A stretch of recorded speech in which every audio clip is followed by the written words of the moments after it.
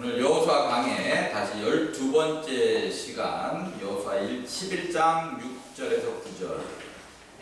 화근을 남기지 말고 간증들을 기록하라. 화근을 남기지 말라, 이건 11장 내용이고요. 간증들을 기록하라, 이건 12장 내용입니다. 이 관리의 원리, 적자생존, 적는 거의 중요성, 그것이 12장에 잘 나와 있습니다. 하나님이 가나안의 정복을 한 전략을 쭉 살펴보면 오늘로써 이제 12장까지 반이 딱 끝나요. 여호수아는 24장까지 있는데 딱 반이 끝나고 이번에 말씀 사경에도 12장까지 쫙 정리를 하려고 합니다. 하나님이 가나안 정복을 한 전략을 보면요, 6장에 보니까 여리고성이 무너질 때는 어떻게 했어요? 나팔을 불고 외쳤어요. 선포했을 때 여리고성이 무너졌어요. 10장에 가서 기본 민족을 공격한 5 왕을 무찌르러 갔을 때는 우박, 자연환경이죠. 기적, 태양과 달이 멈춤으로 이런 기적을 가지고 하나님이 가나안을 정복했어요.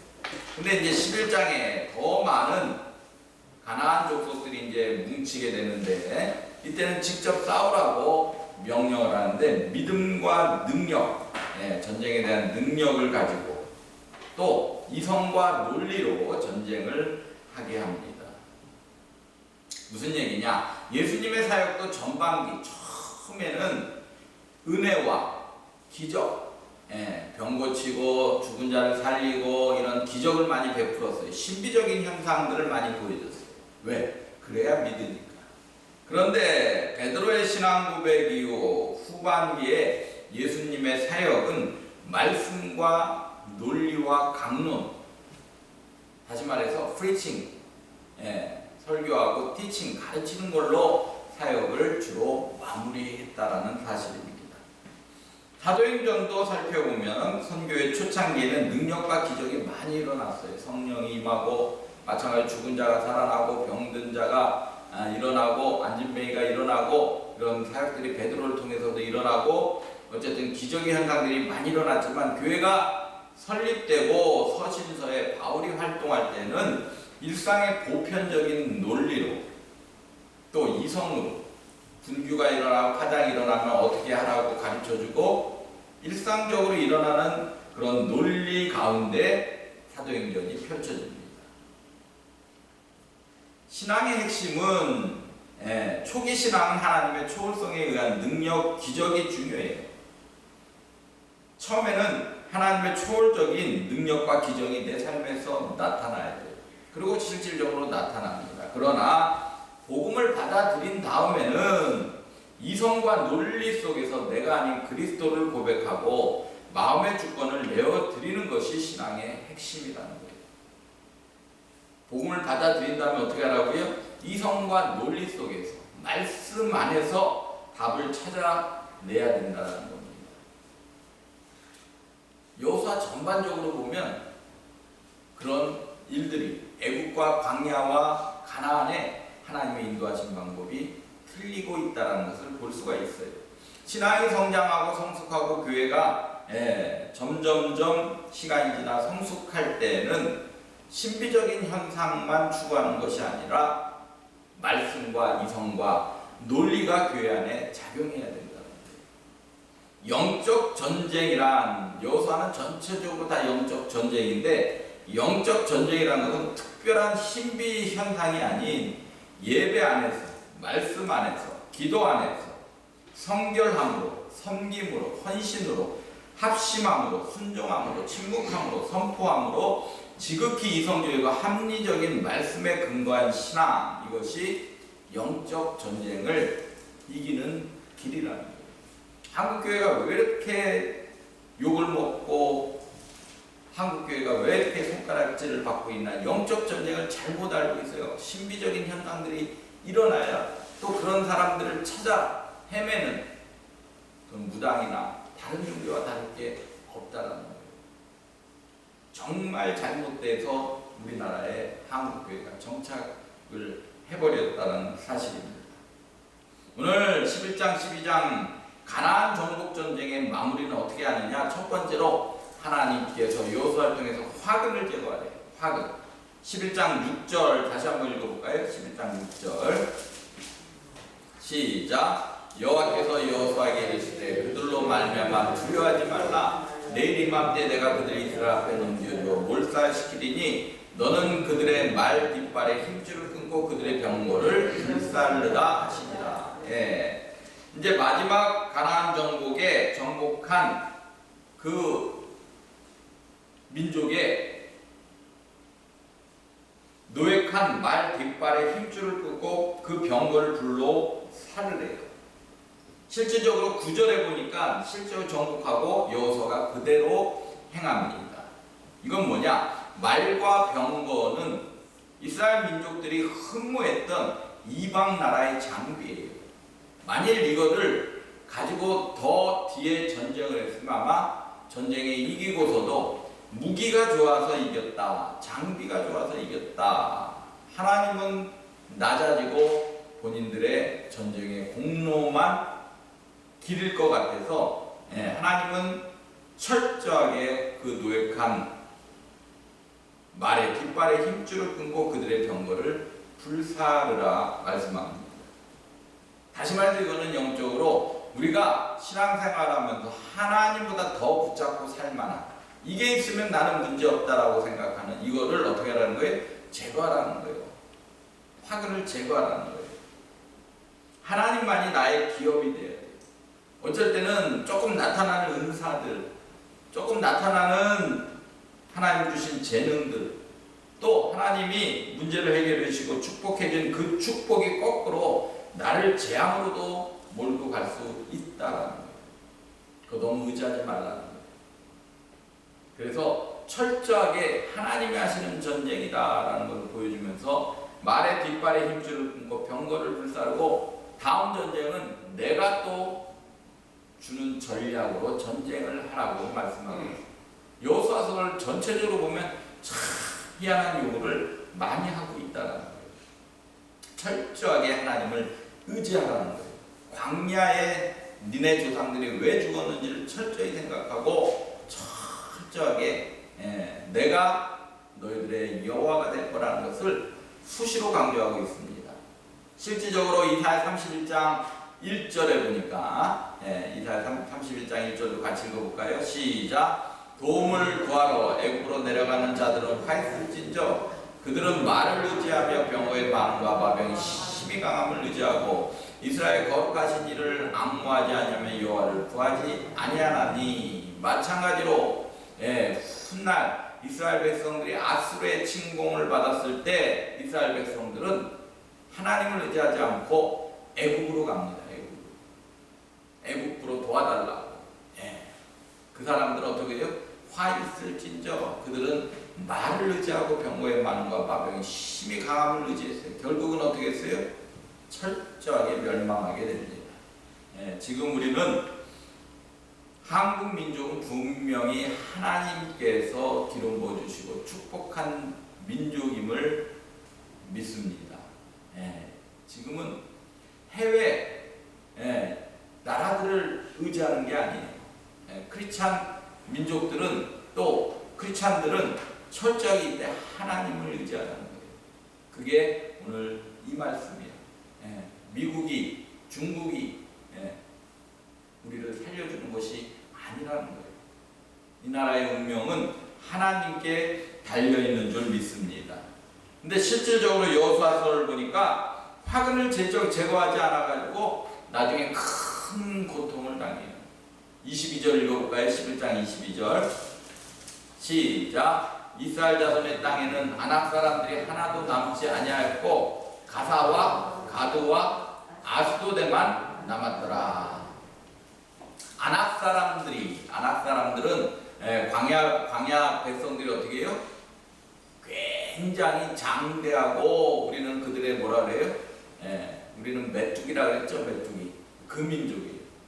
이스라엘 자손 땅에는 남지 않았지만 가사, 가드, 아스도데는 남았더라. 이 땅도 마찬가지로 가나안 땅이에요. 거기에 남았다라는 거, 이 사람들을 끝까지 쫓아내지 못했다. 하나님께서는 이방 민족과 문화가 연결돼서 우상 숭배가 들어오지 못하도록 가나안 민족들은 철저하게 다 진멸하라 그랬는데 이 가사, 가드, 아스돗은 아낙 사람들을 남겨뒀더라는 거예요. 끝까지 처리하지 못했어요.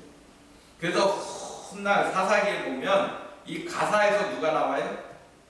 가사에 블레셋 여인 드릴라가 거기 출신입니다. 그래서 누가 망신을 당하냐? 삼손이 망신을 당하죠. 이 여인 때문에. 그리고 아스돗은 사무엘상 4장 5장에 보니까 여호와의 언약궤를 한번 뺏겨요. 20년 동안. 그래서 20년 동안 성전이 아닌 아스돗의 이 언약궤가 거기에 빼앗겨서 거기에 언약궤가 머무른 20년간의 세월이 있었어요. 그때 하나님께서 또 침묵하시고 가드에는 누가 나오냐? 골리앗이 나와요. 나중에 골리앗, 다윗과 싸움을 했던 블레셋의 골리앗. 하나님께서 분명히 진멸하라고 했으면 진멸하라는 이유가 있다라는 거예요. 화근은 남기지 말라고 하면 남기지 말아야 돼요. 이 정도야, 이 정도쯤이면 괜찮겠지 하는데 그것이 나중에 내 발목을 잡고 하나님의 진노를 사고 그걸로 인해서 인생이 안 좋게 꼬이는 경우가 많이 있다라는 거예요. 이 정도쯤이야 예배를 내가 소홀히 해도, 이 정도 뭐 기도 조금 덜 해도, 이 정도 11조 봉사 덜 해도, 이 정도 좀 불평불만해도, 근데 그것이 반드시 내 인생에 발목을 잡는다. 그래서 성경에서 하나님께서 싫어하는 것들은 완전히 어떻게 진멸하라고 말씀하고 있는 거예요. 악을골짜기에다 묻어버려요. 내 신앙생활을 방해하고 내 인생에 방해되는 일들은, 내 인생에 신앙생활하는데 방해되는 일들은 완전히 화근을 제거하시는 그런 남은 한 해 되시기를 주님의 이름으로 축복합니다. 두 번째로 끝까지 정복해야 돼. 가나안 전쟁의 마무리 첫 번째는 화근을 제거하고 두 번째는 끝까지 정복해야 돼. 11장 23절 볼까요? 23절 시작. 이와 같이 여호수아가 여호와께서 모세에게 말씀하신 대로 그 온 땅을 점령하여 이스라엘 지파의 구분에 따라 기업으로 주매 그 땅에 전쟁이 그쳤더라. 끝까지 어쨌든 전쟁을 했어요. 내쫓지 못한 족속들이 있었지만 그것이 화근이 돼서 지금도 이스라엘과 누가 싸우고 있어요? 팔레스타인 민족은 계속 싸우고 있어요. 전쟁이 끝이지 않아요.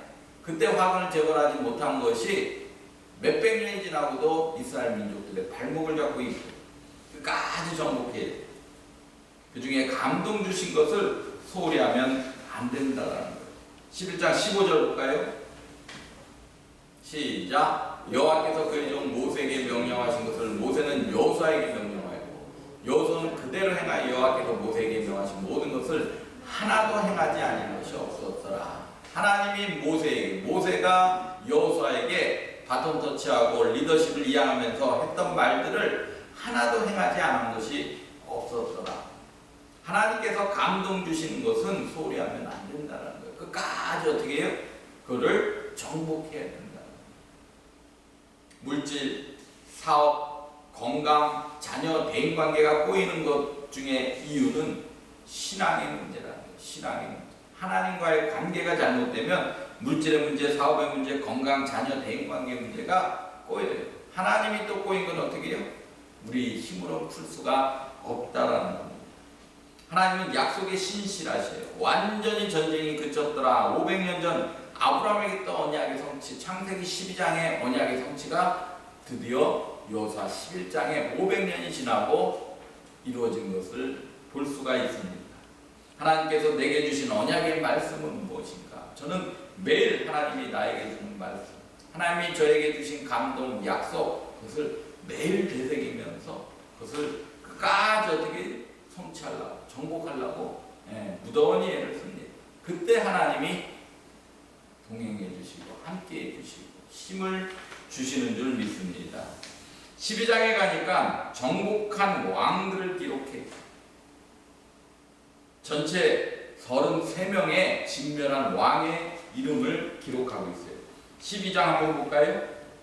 2절에 시온은 이렇게 나오죠. 4절에 옥은, 그 다음에 9절부터 하나는 여리고 왕이요 하나는 베델게데 아이 왕이요, 그 다음부터 10절에 예루살렘 왕이요 쭉 해서 24절에 다르사 왕이더라. 모두 31 왕이더라.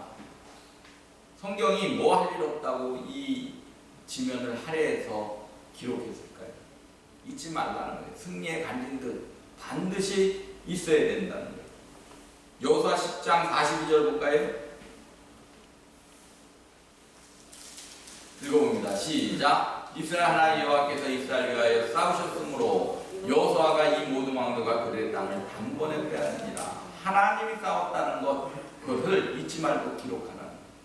우리는 좀 기록할 필요가 있어요. 요즘 핸드폰이 워낙 잘 돼서 핸드폰으로 일정 적고 뭐 다 스케줄 되는데, 저는 그냥 옛날 방식이어가지고 아직도 수첩에 노트에 끊임없이 적습니다. 하나님이 주신 감동들 적고, 또 기도 응답도 적고, 또 내가 좀 실수한 것도 좀 적고 다시 이걸 읽어봄으로 되새기면서 실수하지 않으려고 노력을 해요. 근데 적자 생존이 좀 적는 사람들이 살아남는다는 거예요. 목사님들도요, 대화해 보면 깜빡했네. 깜빡 안 하려면 어떻게 해요? 적어야죠.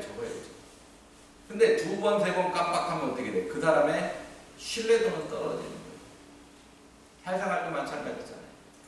상사하고 약속을 했는데 1번, 2번은 넘어가도 3번, 4번은 넘어가는 상사 없을 거예요. 왜 직장생활이 어렵고 왜 직장생활에서 자꾸 안 좋은 평을 받느냐? 다 자신에게 달렸다. 저와 여러분이 좀 적는 그런 습관도 가지시기 바랍니다.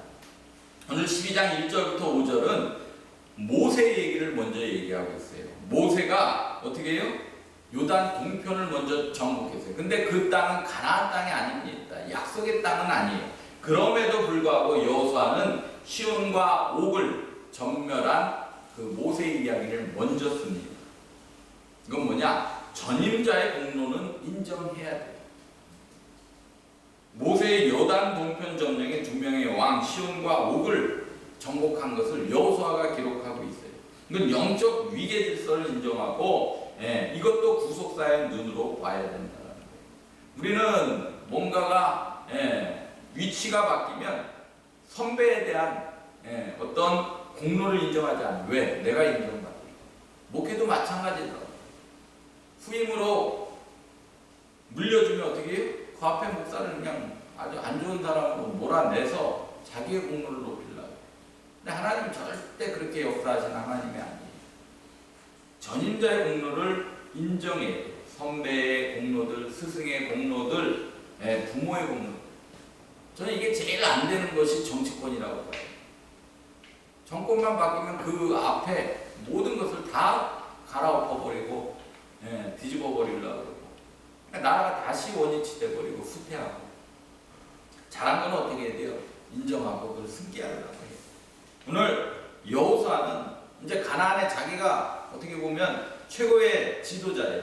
그러려면 모세의 이야기들이 가라앉아야 됨에도 불구하고 모세의 이야기를 먼저 써놨다라는 겁니다. 근데 중요한 것은 약속 아닌 것은 붙잡지 말아야 돼요. 여호수아 10장 6절 봅니다. 여호와의 종 모세와 이스라엘 자들 그들을 치고 여호와의 종 모세가 그 땅을 루벤 사람과 갓 사람과 므낫세 반지파에게 기업으로 주었더라. 이건 요단 동편이에요. 가나안 땅이 아닙니다. 약속의 땅이 아니에요. 그럼에도 불구하고 모세가 요단 동편을 점령하고 2지파 반에게 주었다라는 사실이에요. 이건 실수예요. 약속 아닌 거예요. 하나님은 이 땅은 약속하지 않았어요. 근데 실질적으로 훗날 이 요단 동편은 동쪽에서 이방 민족들이 내려오는데 이방인들의 침략을 제일 먼저 받고 거기에 남아있던 원주민들의 문화에 장식되어 우상 숭배의 땅이 돼요. 또 아수르에 의해서 가장 먼저 사라지는 지파가 이 2지파 반이라는 거예요. 약속이 아닌 것을 붙잡았을 때 하나님께서는 또 어떻게 해요? 징계도 같이 하셨다는 거예요. 우리는 약속이 아닌 것을 붙잡고 가면 안 돼요. 내 욕망 붙잡고 가면 안 돼. 내 욕심 붙잡고 가면 안 돼. 반드시 훗날 파멸의 원인이 됩니다. 우리는 애굽도 아니고 광야도 아니고 요단 동편도 아니고 가나안이 목적이라는 거예요. 신약의 가나안은 뭐라 그랬어요? 예수 그리스도와 내가 얼마큼 연합되어 있느냐, 교회와 내가 얼마큼 연합되어 있느냐, 거기에 따라 받는 축복. 왜 인생이 안 되고 힘들고 원망 불평합니까? 네. 내가 예수 그리스도와 연합되어 있지 못하다라는 거예요. 교회와 연합되어 있지 못하다라는 거예요. 이거부터 바꿔줘야 가나안의 축복이 저와 여러분에게 임하는 줄 믿습니다. 마지막으로 승리한 간증들을 기록하는데 요단 서편에 중부지방의 2명의 왕, 그리고 아이에 대해서 기록했고, 남부지방 14명의 왕, 북부지방 15명의 왕, 총 31명의 정복한 왕을 기록하고 있다는 거예요. 그러므로 7년 동안의 가나안 정복 전쟁이 끝이 납니다. 그리고 13장부터는 이제 땅을 분배하는 내용입니다. 12장까지를 통해서 나에게 승리한 간증들이 있는가? 맨날 실패하고 좌절하고 절망한 간증들만 갖고 있는가? 그래서 세상을 탓하면서 살고 있는가? 믿음의 간증들이 있는가? 여호수아를 통해 우리의 영적 전쟁은 환경이 아니라는 거예요. 좋은 조건이 아닌 하나님과의 관계에 달려있다는 거예요. 그리고 우리의 영적 전쟁은 하나님 관계에서 승리하면 전쟁에서도 이기게 되고, 영적 전쟁에서 반드시 이기게 되고 축복의 삶이 기다립니다. 그러나 하나님 관계에서 잘못되면, 예배 생활에 실패하면 우리는 영적 전쟁에서 지고 이 땅에서 축복이 아닌 하나님이 바로잡기 위한 심판의 그 생활이 이어진다는 것을 기억하시고, 이제 남은 한 해 여호수아를 통해서 우리의 인생 축복은 하나님과의 관계에 달려있다는 것을 깨달으시는 저와 여러분 되시기를 주님의 이름으로 축복합니다.